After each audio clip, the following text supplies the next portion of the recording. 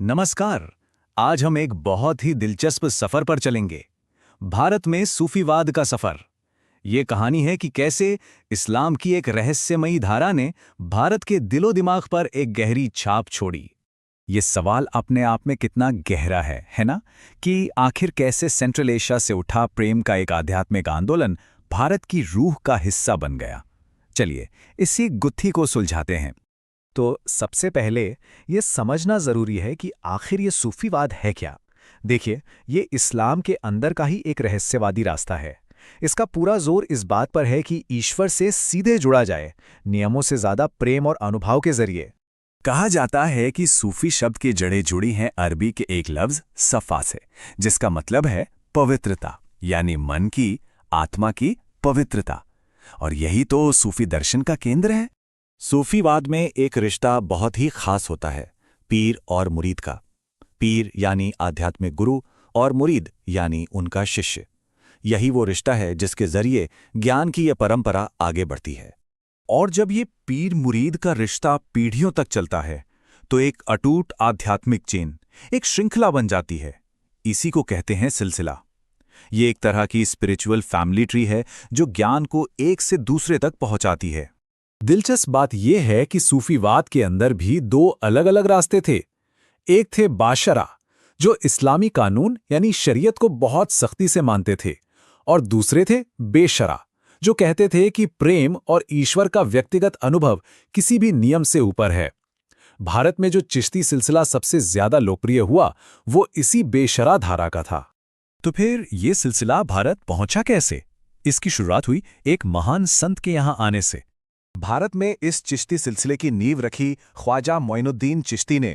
वो मोहम्मद गोरी के साथ भारत आए और उन्होंने अजमेर में अपना ठिकाना बनाया, अपनी खानकाह स्थापित की। आज भी अजमेर शरीफ करोड़ों लोगों के लिए आस्था का केंद्र है। उनके प्रेम और सेवा के संदेश ने ही उन्हें गरीब नवाज बना दिया। और यहीं से ख्वाजा साहब से भारत में चिश्ती सिलसिले की एक ऐसी शानदार विरासत शुरू हुई जिसने आने वाली कई पीढ़ियों को रास्ता दिखाया। ये चिश्ती सिलसिला एक मजबूत चेन की तरह आगे बढ़ा। ख्वाजा मोइनुद्दीन चिश्ती के बाद कमान संभाली उनके सबसे खास शिष्य कुतुबुद्दीन बख्तियार काकी ने।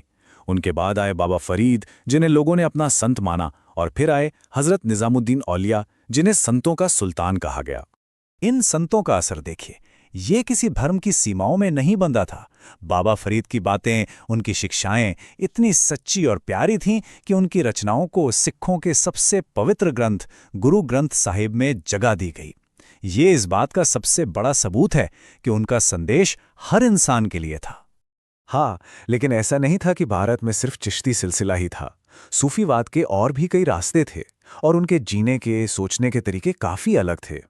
मिसाल के तौर पर जहां चिश्ती संत बादशाहों और सियासत से दूर रहते थे, गरीबी में एक सादा जीवन बिताते थे, वहीं एक और सिलसिला था सुहरावर्दी सिलसिला। वो शाही मदद स्वीकार करते थे और राजनीति में भी हिस्सा लेते थे।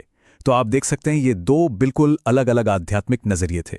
इन अलग अलग रास्तों के बावजूद सूफी संतों ने और खासकर चिश्ती सिलसिले ने भारतीय समाज पर एक बहुत ही गहरी और कभी न मिटने वाली छाप छोड़ी। तो आखिर में चिश्ती संतों ने हमें दिया क्या? उनकी विरासत क्या है? उन्होंने सिखाया कि भगवान तक पहुंचने का रास्ता प्रेम और भक्ति से होकर जाता है। उन्होंने बराबरी का संदेश दिया, जात पात को चुनौती दी। उन्होंने संगीत यानी समा को इबादत का जरिया बनाया और हमेशा सत्ता की चमक दमक से दूर आम लोगों के बीच सादगी से रहे। शायद इसीलिए वो आज भी हमारे दिलों में जिंदा हैं। और ये सब हमें आज एक बहुत बड़े सवाल पर लाके खड़ा कर देता है। आज की दुनिया में जहां दूरियां इतनी बढ़ रही हैं, हम उस आध्यात्मिक परंपरा से क्या सीख सकते हैं जिसने लोगों को जोड़ने का रास्ता किताबी उसूलों में नहीं बल्कि सीधे इंसान के दिल में